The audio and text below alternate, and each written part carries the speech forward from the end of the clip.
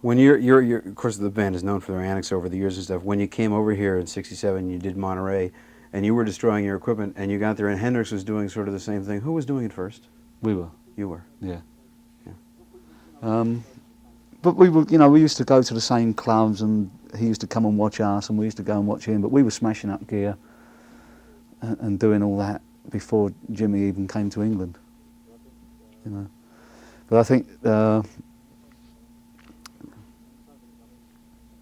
so many. I mean, John Lennon, when we played with the Beatles, at Blackpool when they were really at the peak of their thing, you know, and you couldn't hear a note they played.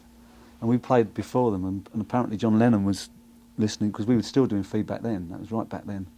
And that's where we got the beginning of Baby's Good to Me.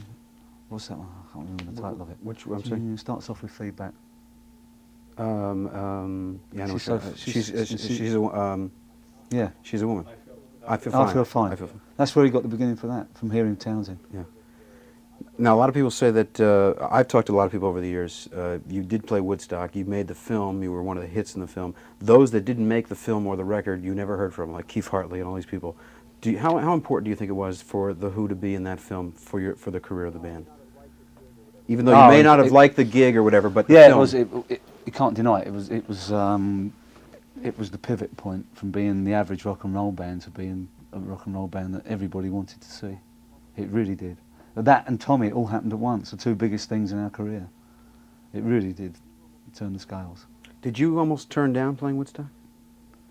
We nearly turned it down because they didn't pay us. And it was. I mean, it's all right if you live in America, but we had to get back to England, you know. Right. And that time we were so much in debt. It was unbelievable. Okay. Let me ask something. Is there one perfect Who album? No, not yet. No, not yet. I think we've come close with Who's Next. Quadrophenia, I wasn't too happy with the production. I think the music was brilliant. I'm still not happy. Even the remixes that John did for the album, I don't really particularly like. We lacked a producer on that. We produced that ourselves, and it didn't really work. But I think the playing and the performances on Quadrophenia are excellent. But I think with the next one, we might hit it. Yeah. Well, we will hit it. It's the last chance. What are your favorite Who songs? People always want to know. Mine? I like them all. I like every one of them. I don't get bored with any of them. Yeah. Townsend's such a unique writer. It's not like any other rock and roll.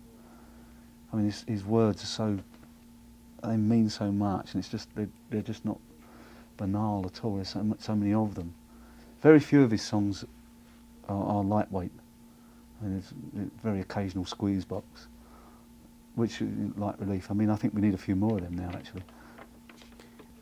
What do you do to unwind from a gig? Tomorrow you're going to play in front of 90,000 people. How long will it take you to unwind? Oh, about 4 hours. Yeah. It's just really strange. It's the greatest high anyone could ever have. I mean, the feedback that you get. I really do understand why so many of our people in our industry turn to drugs.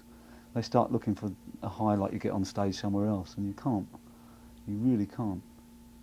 It's really magic. I mean, we're so lucky. We really are.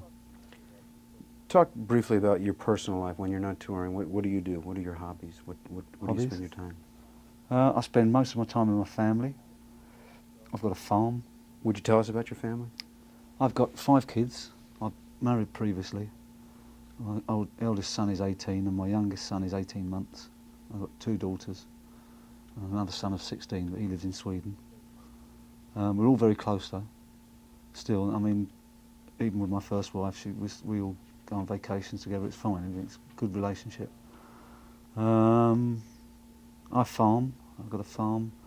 I've got various other business things. You know, I've set a lot of my old workmates up with their own businesses, and it's good fun. I enjoy doing that. We always had that thing, you know, whoever makes it, and it was good. It was great to be able to go back and say, right, and what do you want to do, chaps? That's one good thing about having money.